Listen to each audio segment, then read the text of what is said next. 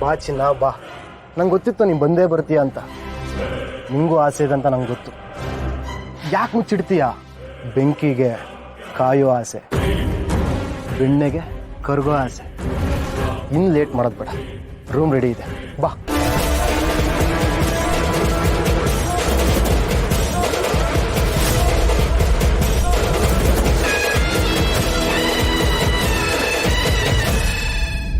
ನೋಡು, ನಮ್ಮ ಮನೆ ಮುಂದೆ ನಿಂತಿದ್ಯಾ ಅನ್ನೋ ಒಂದೇ ಒಂದು ಕಾರಣಕ್ಕೆ ಇದು ನನ್ನ ಕೈಗೆ ಬಂದಿಲ್ಲ.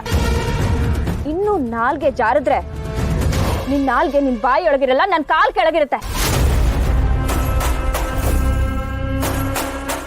ಏನೇ ಮಾತಾಡ್ತಿದ್ಯಾ?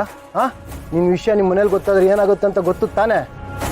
ನಿನ್ನ ಮರ್ಯಾದೆ, ನಿಮ್ಮ ಮನೆಯವ್ರ ಮರ್ಯಾದೆ ಎರಡನ್ನೂ ಬೀದಿಲಿ ಹರಾಜಾಗ್ತೀನಿ ನಾನು ಮರ್ಯಾದೆಗೆಲ್ಲ ಎಂಜೋ ಮಗನೇ ಅಲ್ಲ.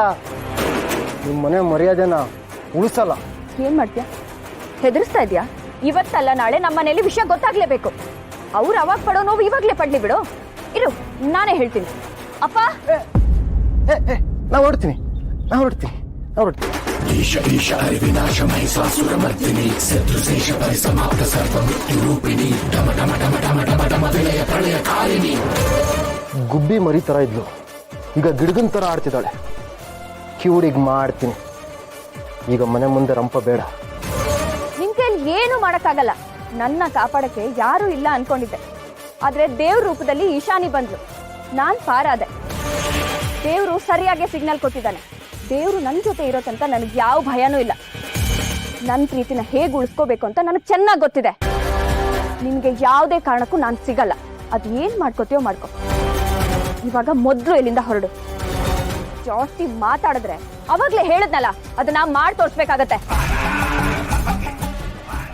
ಎಲ್ಲೋಗ್ತೀಯ? ಇವತ್ತಲ್ಲ ನಾಳೆ ಸಿಕ್ಕೇ ಸಿಗ್ತೀಯ. ಮದುವೆ ಆಗು, ನಿನ್ ಬಾಳ್ ನರಕ ಮಾಡ್ತೀನಿ.